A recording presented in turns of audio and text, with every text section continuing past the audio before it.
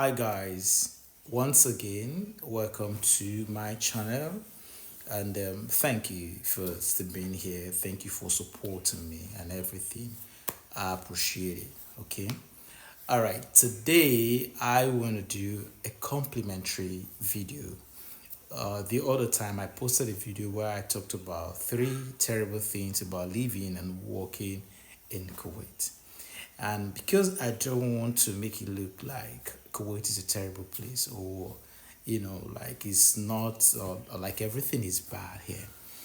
So I want to put out this video also to talk about three also or more. It might just be more. Good things, wonderful things about living and working in Kuwait.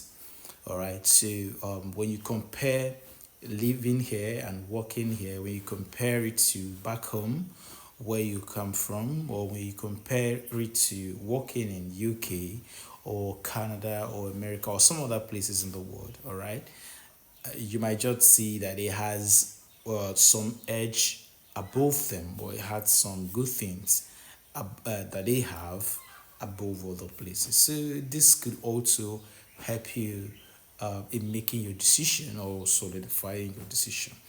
Again, every information I'm passing through is based on my knowledge, based on my experience, and based on sometimes also the experience of people around me. All right, and it's for your own research, for your own information. Yeah, yeah. All right, thank you. So let's get into it. Firstly, Kuwait is a tax-free country.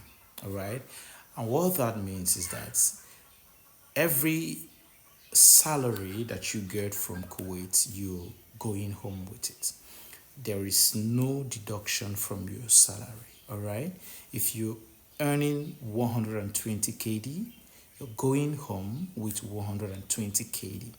If you're earning 200 KD or as 1000 KD or so, you're going home with 1000 KD. So you're not paying any taxation or any form of deduction from your salary. No, it's a tax free country.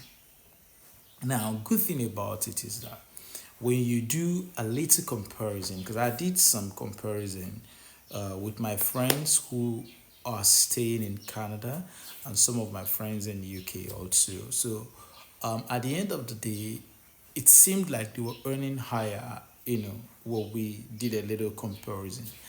But thing is, after they pay tax, after they pay bills and so many other, you know, bills that are, that associates with living in UK or living in Canada. All right. If you're seeing this video and you live in UK or Canada, I like to see your comments. Anyways, if how much you guys pay bill and tax, like what percentage that goes out of your salary, just for a little insight.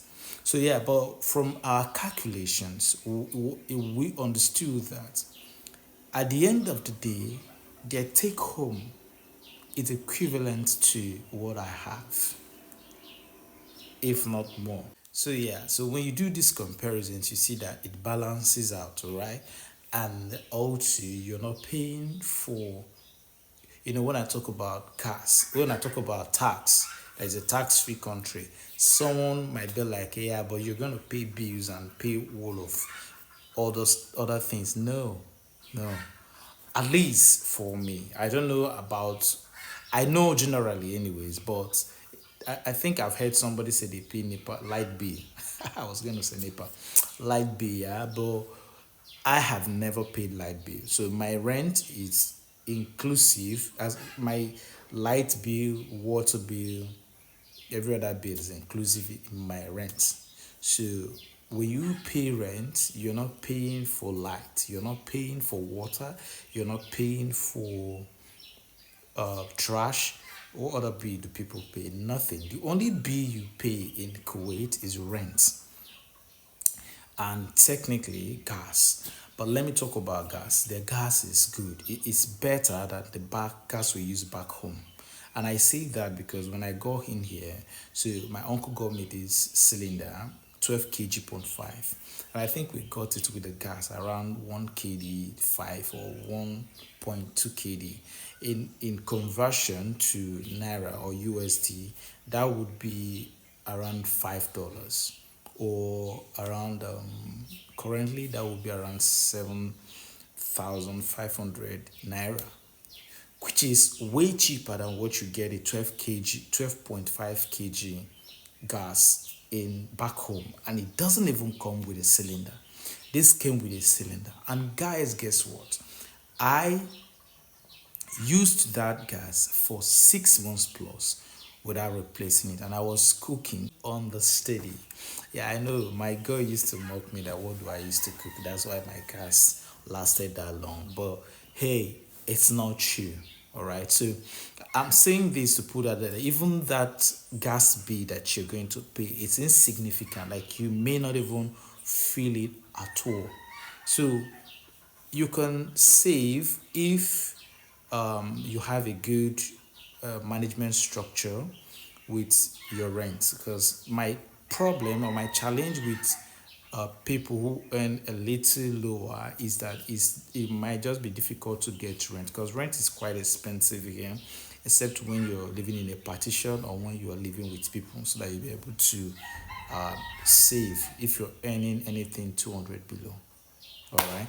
So that's that about Kuwait. It's a beautiful place to know that you work, you're not paying so much, your bills and tax is not straining you, it's not trying to kill you.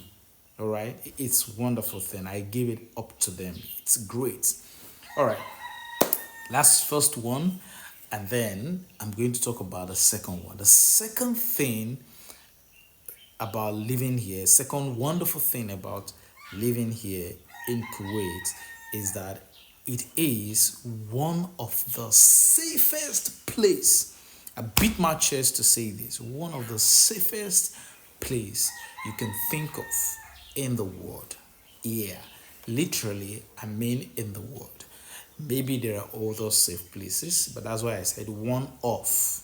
Okay, you have, it's not just that there is not just that it's safe, it's serene, it's quiet. Kuwait is not a big place.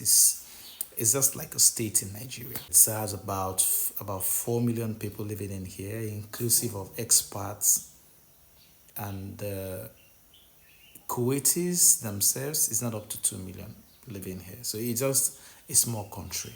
So I guess that's why it's that serene and quiet. And then it has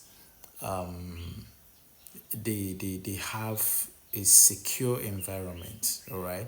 Now you can, how secure it is, you can walk around 2 a.m. in the night, 3 a.m. in the night, 1 a.m., any time of the day and night, and feel safe and feel secure. All right. Not just that you're walking and nothing happened to you, but you're going to have a sense of safety while you're going anywhere you're going to. All right. It's beautiful. And you can drop things. If you left things somewhere, some places, and when you come back, you're going to find them. You can see when you walk in the street, sometimes you see cars running and there's no one in them. The country is very hot. It's pretty hot. All right. But if for those of you coming in this period, coming in October, November, December, you're going to experience a cold weather. But as from April, May, June, July, August, September is very hot. It's pretty hot. Hot.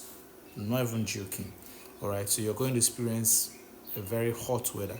So sometimes people park their cars still running, steaming and running, so that the AC can be chilling. And they go about shopping, they go into offices and stuff like that. So you can see cars steaming like that. No one is stealing them. No one is carjacking anything. All right. Is that safe?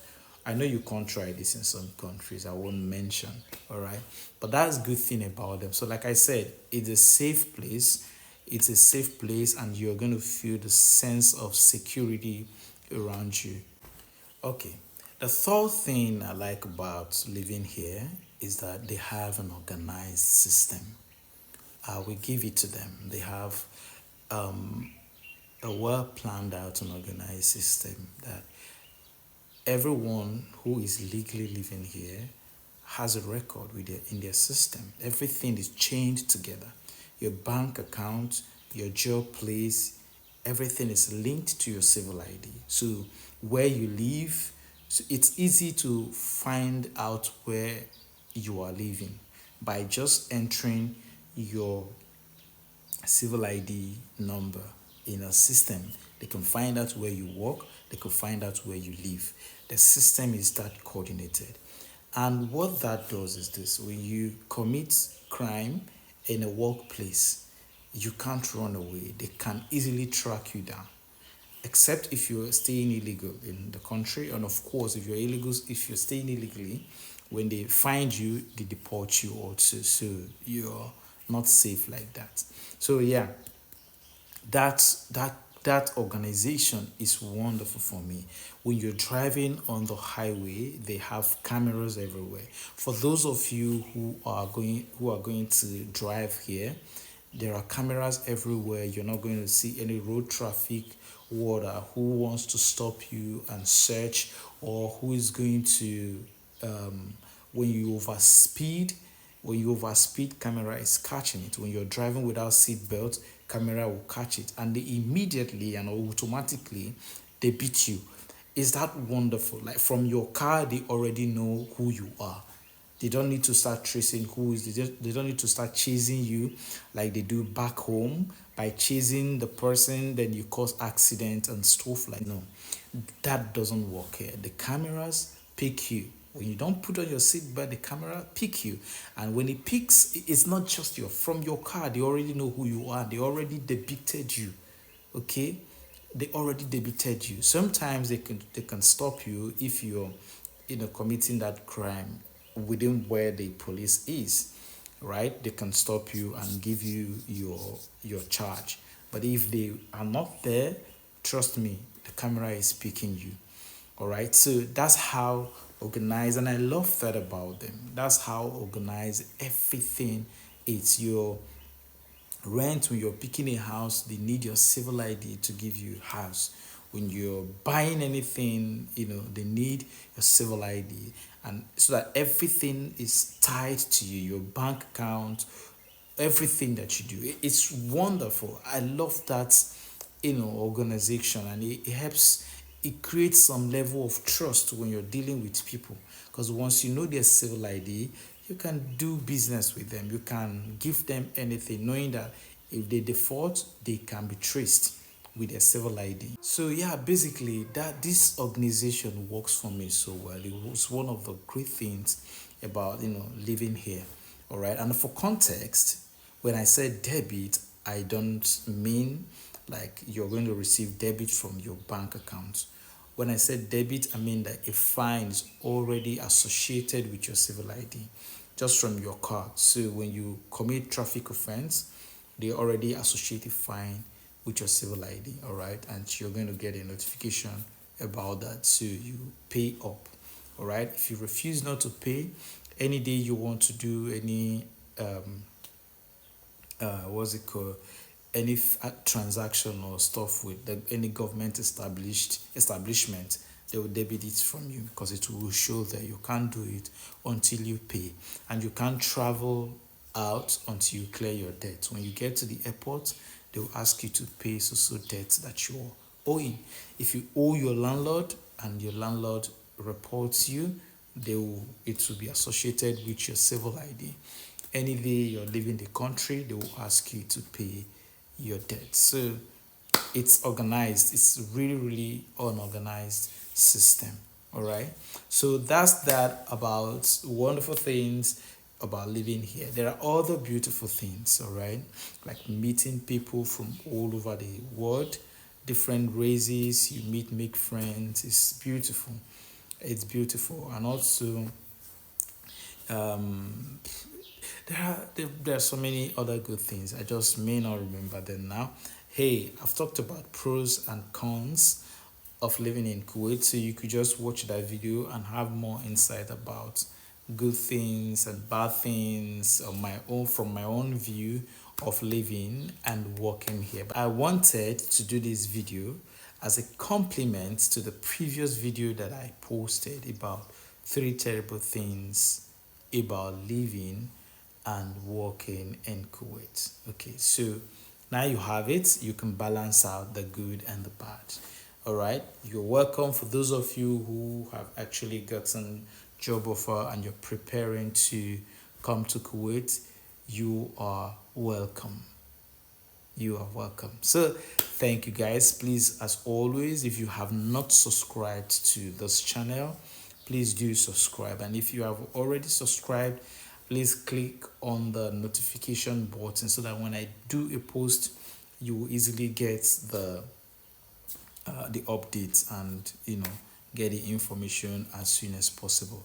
I'm doing a video currently about how you can do your visa processes. I'm going to do a video about that, and I have some other couple of videos that I'm also doing about uh okay, let's just leave that, but you're going to see it when I post it. All right, thank you guys, and see you once more on my other videos.